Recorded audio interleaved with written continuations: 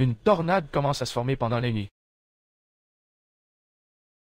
Ici, dans la ville de Frankengrove, grandissant rapidement et s'agrandissant de minute en minute, jusqu'à atteindre une taille jamais vue dans la région.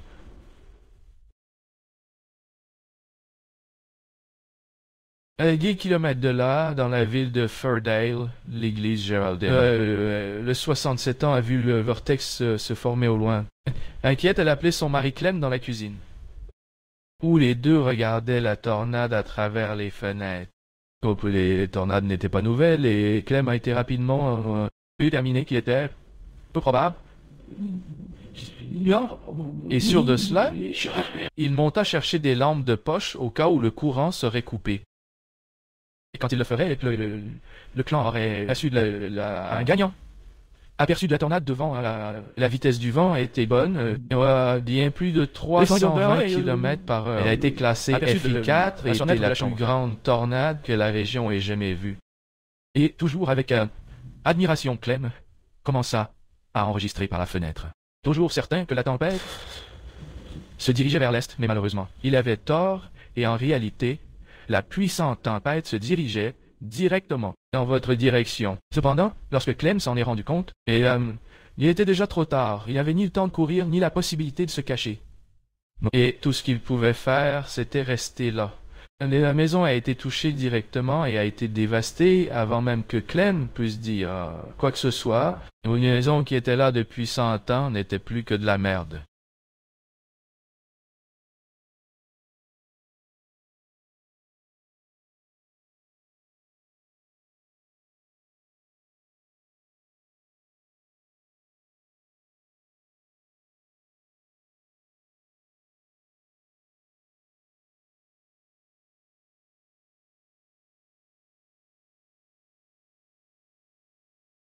Il ne s'attendait pas à ce que Clem survive en sortant du champ de débris.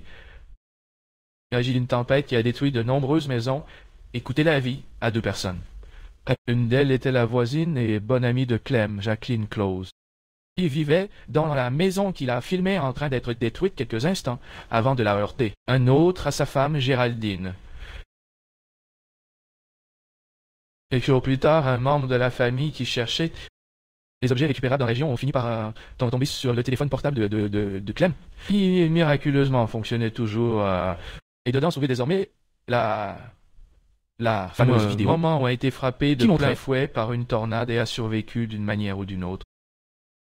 Les images, les sons et le contexte font de cette vidéo l'une des plus choquantes que j'ai jamais vues et aussi l'un des plus sombres de YouTube.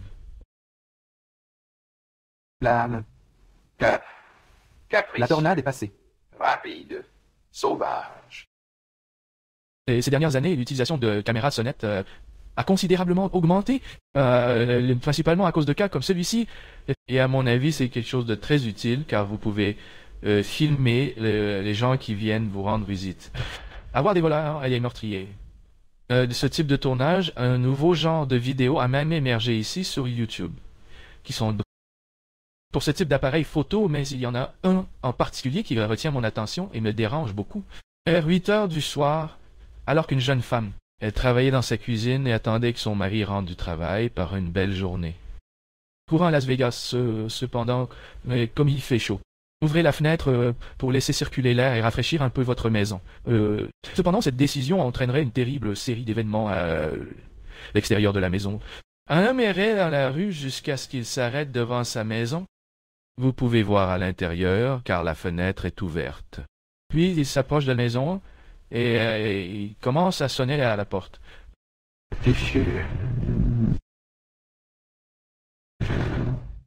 Parce que j'ai quelques questions pour vous.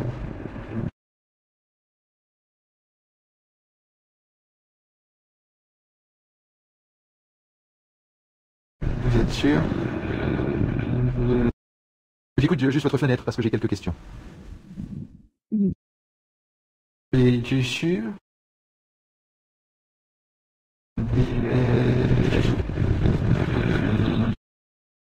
Je suis réveillé devant votre porte parce que j'ai quelques questions à vous poser. L'homme est resté là, sonnant et frappant à la porte, répétant les mêmes phrases. répétant à plusieurs reprises qu'il voulait juste poser quelques questions. La femme à l'intérieur n'avait jamais rencontré cet homme. En fait, elle ne l'avait jamais vu auparavant. Pour rendre les choses encore plus étranges, elle n'a pas répondu. Ne lui a rien donné, donc les phrases qu'il prononçait n'étaient pas une réponse à quelqu'un, mais... pour sa sécurité, la femme à l'intérieur n'a pas ouvert la porte, ni lui a répondu. Citant l'homme à aller un peu plus loin. Êtes-vous positif? J'ai juste quelques questions pour vous. Êtes-vous positif? Vous êtes sûr?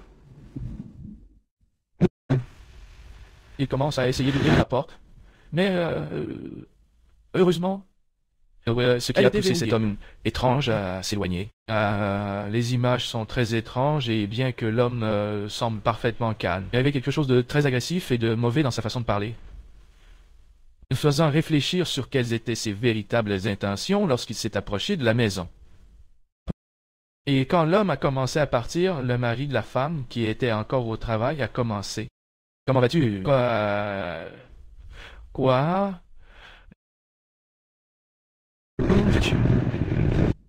Vous êtes qui es-tu? J'avais juste quelques questions. Je voulais juste poser des questions sur l'école. Oui, tu m'entends? La maison vient ici parce que... Je la ramène à la maison. Elle veut ouvrir la porte. Elle est de l'autre côté de la porte. Ce qu'il voulait faire ce soir-là n'est un secret pour personne. Et il le dit ouvertement, révélant même qu'il avait les armes pour y parvenir. Je veux un arc-en-ciel parce que j'ai un solde et un pistolet.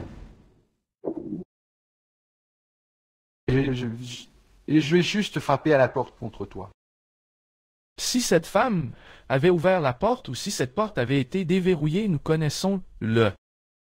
Mais heureusement, rien de grave n'est arrivé. Et l'homme s'éloigna en marmonnant encore et encore les mêmes phrases. Et je retourne chez moi quelques instants avant de finalement disparaître dans la nuit. La police a été appelée sur place quelques instants plus tard, mais l'homme était introuvable. Il est maintenant parti, les laissant craindre qu'il puisse revenir à tout moment.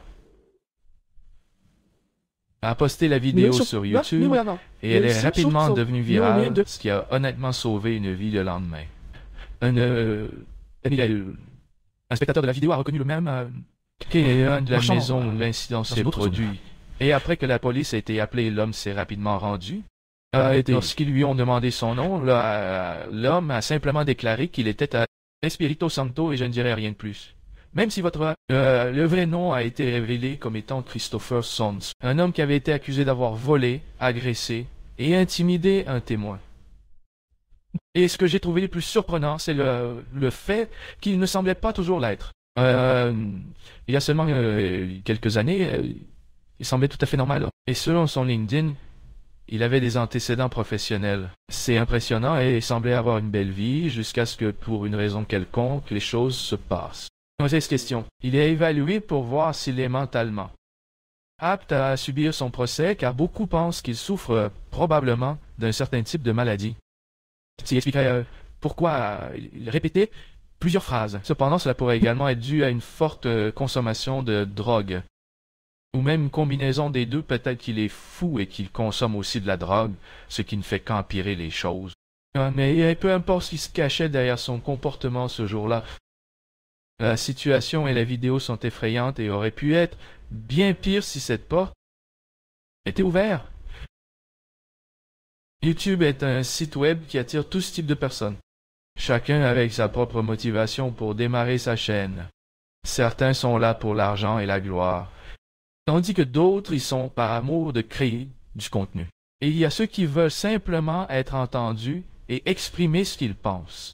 Le respect de quelque chose pour toi, boire de la marijuana à 27 ans serait ta principale motivation pour ta première et unique vidéo le 17 mars 2018. Il a lutté toute sa vie contre une maladie mentale souffrant de schizophrénie et de bipolaire. Ces maladies ont conduit à un événement en 2013 où il a brutalité son domicile. Heureusement, il a été retrouvé sain et sauf avant que quoi que ce soit ne lui arrive. Mais cet incident a changé sa vie pour toujours. Honorait son hospitalisation en raison de son comportement imprévisible et dangereux. Il entra et sortait de l'hôpital, prenant des médicaments de plus en plus puissants pour pouvoir contrôler votre maladie. Il sentait qu'il n'était plus maître de sa vie et de son... Et il se sentait aussi piégé. Il s'est tourné vers YouTube pour partager son histoire. Allô? Bonjour, je m'appelle Tabre Parley. Tabre a publié cette vidéo. Je voulais faire prendre conscience d'une situation à laquelle je suis confronté. Très douloureux. J'ai été hospitalisé. Ici, elle est soi-disant, faut recevoir une intraveineuse. Mais j'ai été obligé de prendre des médicaments, et c'était un véritable enfer. Ils m'ont donné un respiradol, c'était une torture absolue et un enfer. Dans la vidéo de 10 minutes,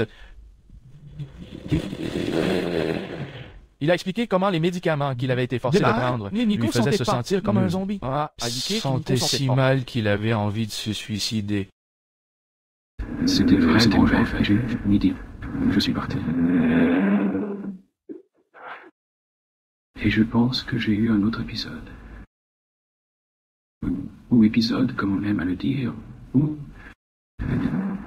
C'est tout. Tout ce que j'ai dit. J'ai dit que je voulais être sans eux. J'ai commencé. Et la prochaine chose que je sais, c'est que les flics sont arrivés. Ils m'ont arrêté.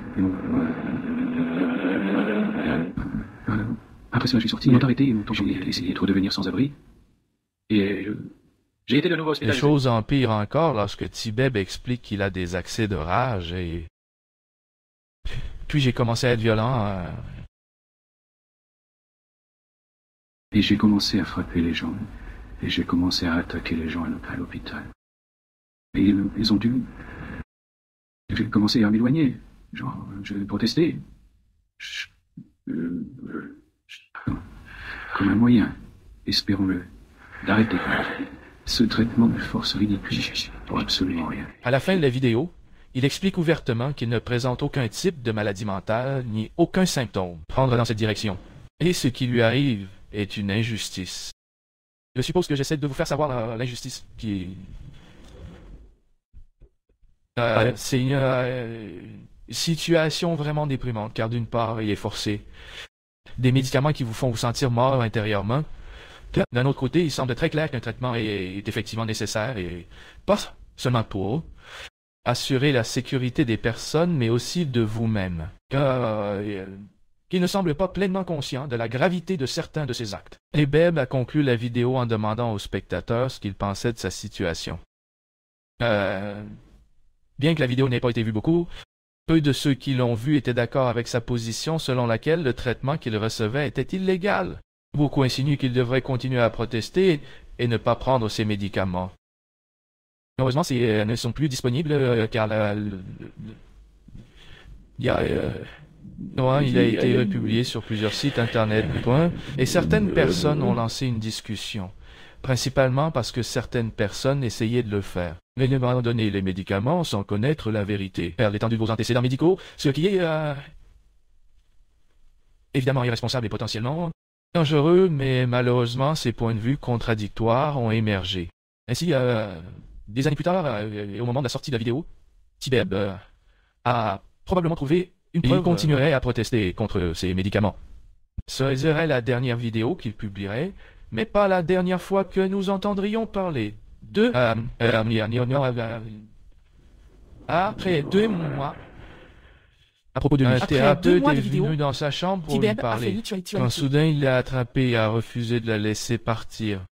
La situation arrêtée pour agression sexuelle, mais aucune peine de prison n'a été prononcée. Au lieu de cela, un accord de plaidoyer a été conclu selon lequel il a accepté de rester à l'hôpital. Et surtout, il a accepté de reprendre ses médicaments.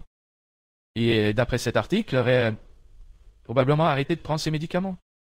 Ce qui m'a amené à une question. Quand il a posté la vidéo disant qu'il voulait arrêter médicaments, de nombreux commentaires l'ont approuvé et encouragé. Se pourrait-il qu'il n'était pas au courant de ces commentaires et tourne commentaires et bon choix.